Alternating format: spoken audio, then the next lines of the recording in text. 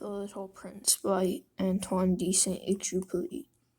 Chapter 1. Once when I was 6 years old, I saw a magnificent picture in a book called True Stories from Nature about the primeval forest. It was a picture of a boa constrictor in the act of swallowing an animal. Here's the copy of the drawing. In the book it said, boa constrictors swallow their prey whole without chewing it. After that, they are unable to move, and they sleep through the 6 months that they need for digestion. I pondered deeply, then, over the adventures of the jungle, and after some work with a colored pencil, I succeeded in making my first drawing. My drawing number 1. It looked something like this. I showed my masterpiece to the grown-ups and asked them whether the drawing frightened them. But they answered, "Frightened? Why should anyone be frightened by a hat?" My drawing was not a picture of a hat. It was a picture of a boa constrictor digesting an elephant. But since the grown-ups were not able to understand it, I made another drawing. I drew the inside of a boa constrictor so that the grown-ups could see it clearly. They always need things explained. My drawing number 2 looked like this.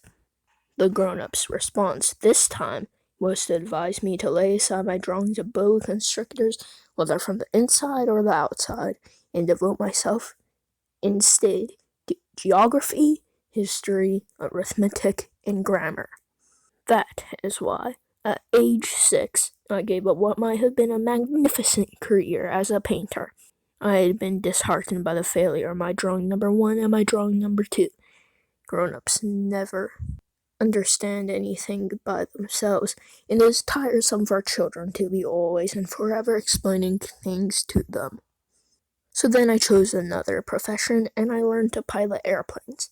I have flown a little all over parts of the world, and it is true that geography has been very useful to me. At a glance, I can distinguish China from Arizona. If one gets lost in the night, such knowledge is valuable. In the course of this life, I have a great many adventures with a great many people who have been concerned with matters of consequence. I have liked a great deal among grown-ups.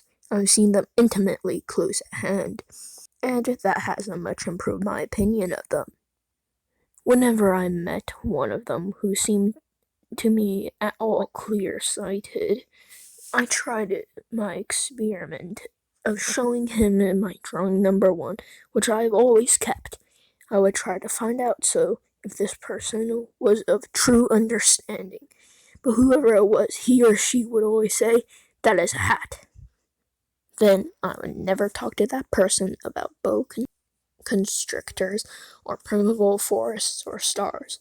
I would bring myself down to his level. I would talk to him about bridge and golf and politics and neckties. And then the grown-up would be greatly pleased to have met such a sensible man.